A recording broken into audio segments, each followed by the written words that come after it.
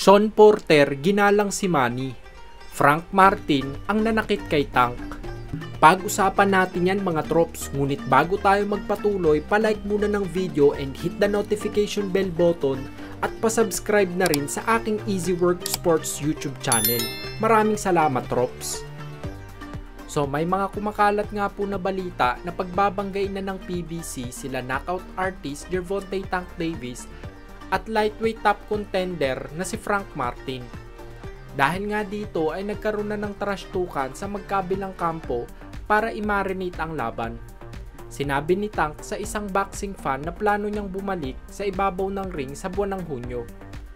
Kaya naman lumabas ang mga rumors na ito ang buwan na magtutuo sila ni Martin.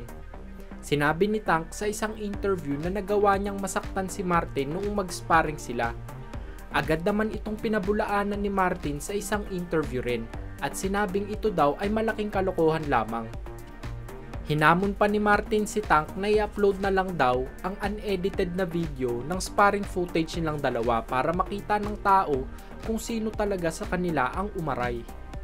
Sa kabilang banda naman po ay noong mga nakaraang buwan nga ay samut-sari ang mga sparring footages na kumalat sa pagitan ng mga bagong henerasyon ngayon sa boxing. Mula sa sparring footage nila Tank at Haney, Romero at Teofimo, Ryan Garcia at Romero, at Teofimo at Tank. Kung mapapansin ay mga batang henerasyon ang involved sa pagkakalat ng mga sparring footages. Kaya naman hindi maiwasan ni former welterweight champion Sean Porter Jr. na magsalita patungkol dito.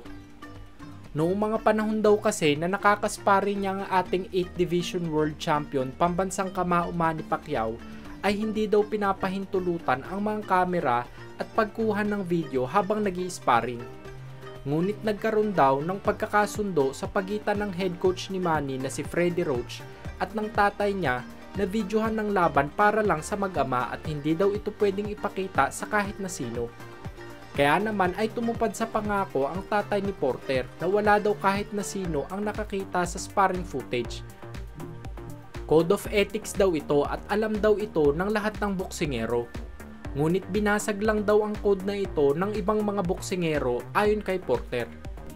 Pansin ko naman mga trops ay puro mga batang boksingero ang gumagawa nito para mag-ingay sa social media. Kung titignan maigi ay wala naman na rin itong halaga dahil bukod sa edited ang mga videos na ipinapakalat ay masyado ng luma ang mga videos kaya hindi na rin mapapakinabangan ng ibang boksingero dahil nag-improve na rin ang mga galawan ng mga boksingerong involved.